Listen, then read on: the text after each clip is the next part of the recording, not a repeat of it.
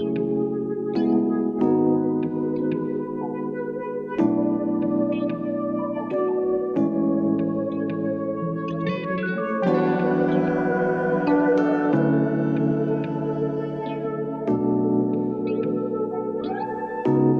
up, good people?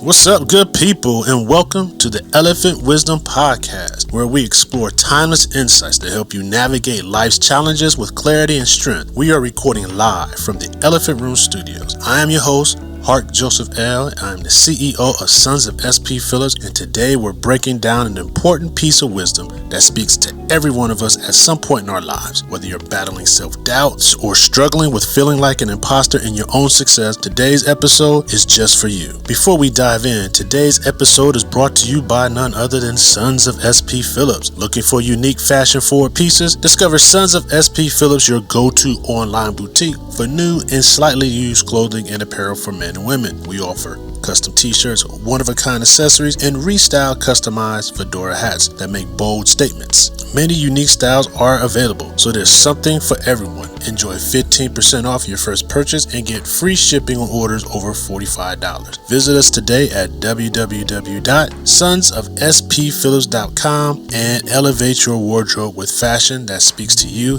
and costs less. Good stuff. So make sure to follow us at Sons of SPP on all platforms as IG, Facebook, and X, Twitter, whatever it's called. For any updates to our inventory, you can see some of our reels of us restyling some fedoras, and you can also get some updates of when the next podcast, the Elephant Wisdom Podcast, is dropping. So, it's me, Hark Jos, down here in the Elephant Room Studio with my main man, Enrique. Enrique, they waiting for you to talk, and he's shaking his head and says, no, he's not touching the mic. But that's cool, man. Enrique, I appreciate you, man. This specific topic I wouldn't be able to do without you because you did some research and you found the information that we needed. So we're going to push forward. So today's Elephant Wisdom topic, we're going with Elephant Wisdom number 13,809. Your worst critic is you. Always prove them wrong. Yes. So let's be real.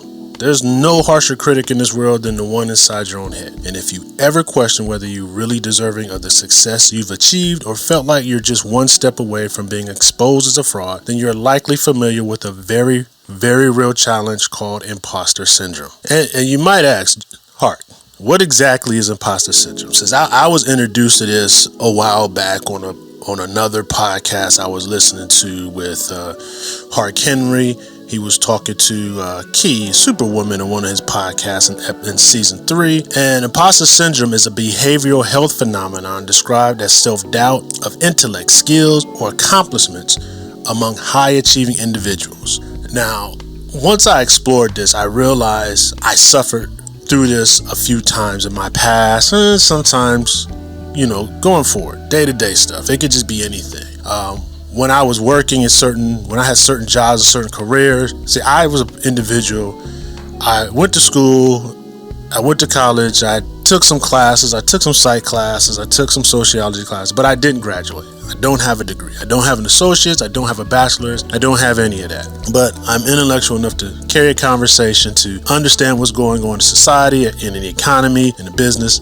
I understand all of that. But sometimes when I was in these workplaces, I knew these people had degrees, bachelor degrees, and I'm just kind of wondering, do I belong here?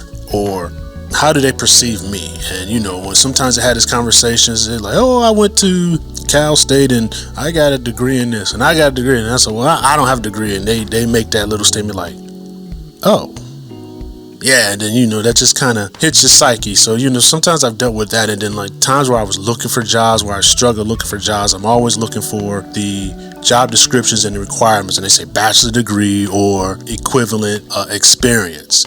And then when you don't get that call, I just feel like it had to go to somebody with a degree. And you just think that he's like, well, I'm not good enough. And they're just looking at jobs. I said, well, I got the skills, but I know I'm not going to get it because I don't think I'm good enough. I don't think I have it. And it's that imposter syndrome that just gives you a lot of that self-doubt.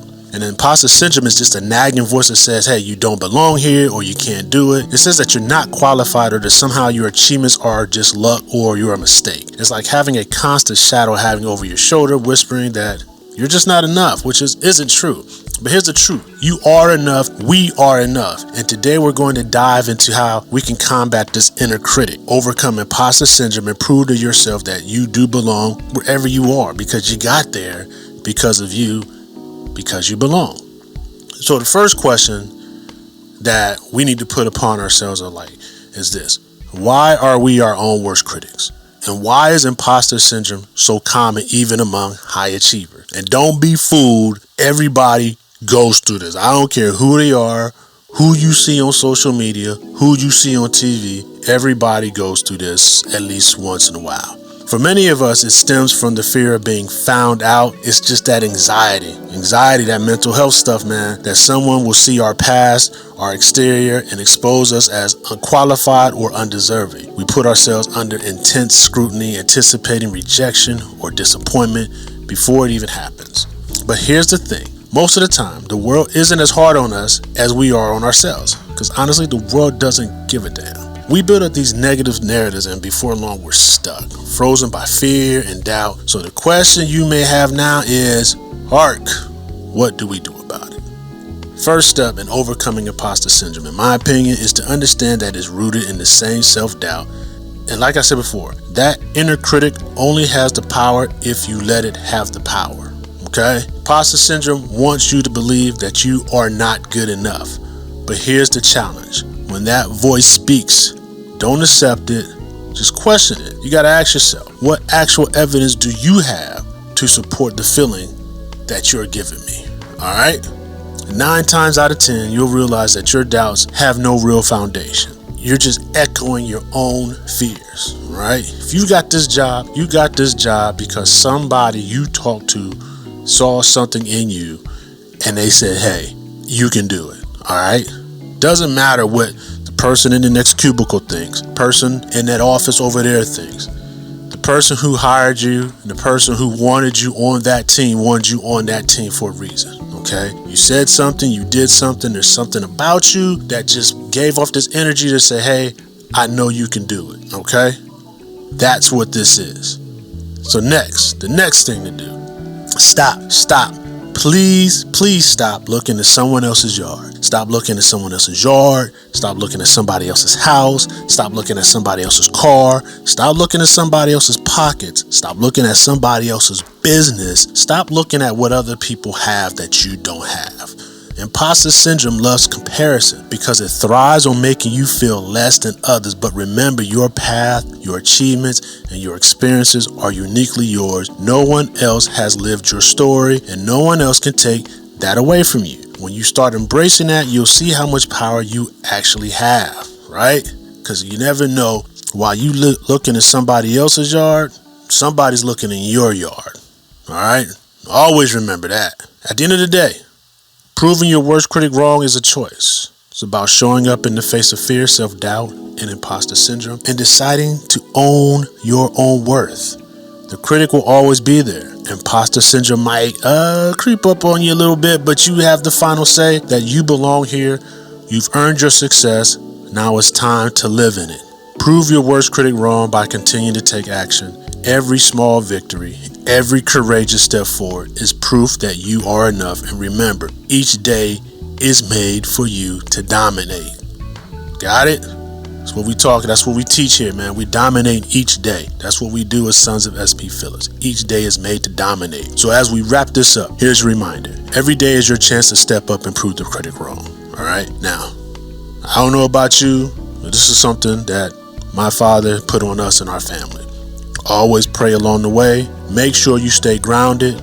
Don't forget that prayer keeps you centered, gives you perspective and clarity, and helps you remember that you're never in this alone. Thank you for tuning in to the Elephant Wisdom Podcast. If today's message about silencing your inner critic and overcoming imposter syndrome hit home for you, share it with someone who could use a little encouragement. And remember, again, each day is made to dominate.